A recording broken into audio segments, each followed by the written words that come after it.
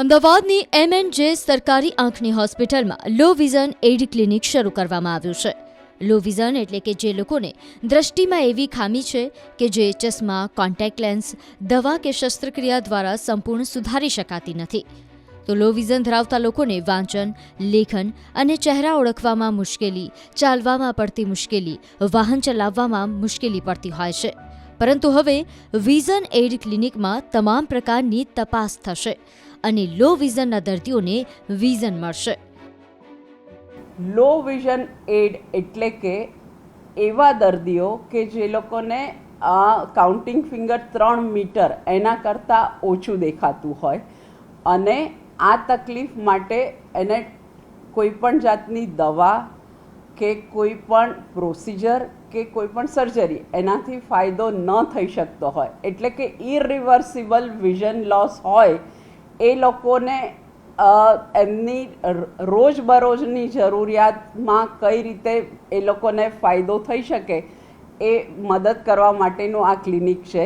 એટલે દાખલા તરીકે કોઈ માણસ છે કે જેને ઉંમરના લીધે પડદાનો ઘણો બધો ઘસારો છે અને વાંચી પણ નથી શકતા, તો એ લોકો કઈ રીતે છાપાના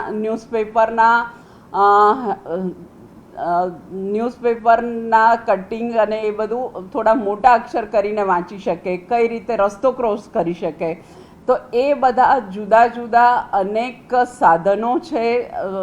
ઇવન આપણા મોબાઈલ બી એ રીતના અપગ્રેડ થયેલા છે. એ લોકો જાતે અધરવાઇઝ કેટલા રૂપિયાની નોટ છે જાણી ના શકે એ ખબર પડે. આ જાતના જુદા જુદા સાધનો નવી ટેકનોલોજીના લીધે ડેવલપ થયેલા છે. તો આ અંગેની સમજણ હજુ સુધી આપણા સમાજમાં બધા લોકોને નથી કે આનો બી ઉપાય છે, આટલું ઓછું દેખાતું હોય છતાં બી. તો અમારો આ એક પ્રયાસ છે કે લોકોને સમજણ પડે અને એમને ફાયદો થાય, એમની રોજબરોજની પ્રક્રિયામાં અનુકૂળતા રહે, એટલા માટેનું આ ક્લિનિક છે. દર ગુરુવારે સવારે 9 થી 1 લો વિઝનવાળા દર્દીને અહીંયા તપાસવામાં આવશે.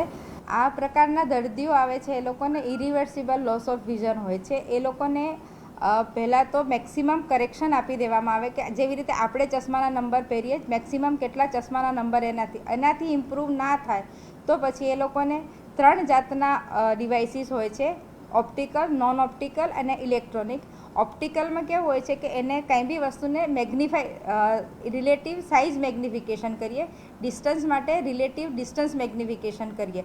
સાઇઝ મેગ્નિફિકેશન માટે તમે મેગ્નિફાયર યુઝ કરો. મેગ્નિફાયર અલગ અલગ પ્રકારના હોય છે. સ્ટેન્ડ મેગ્નિફાયર હોય, બાર મેગ્નિફાયર હોય, ચેસ્ટ મેગ્નિફાયર હોય. એનાથી પેશન્ટ દર્દી વાંચી શકે. અને ડિસ્ટન્સ જોવા માટે કાંઈ બી ટેલિસ્કોપિકની જે પદ્ધતિ છે જેમાં એનો જે પ્રિન્સિપલ યુઝ થાય છે એ યુઝ થાય.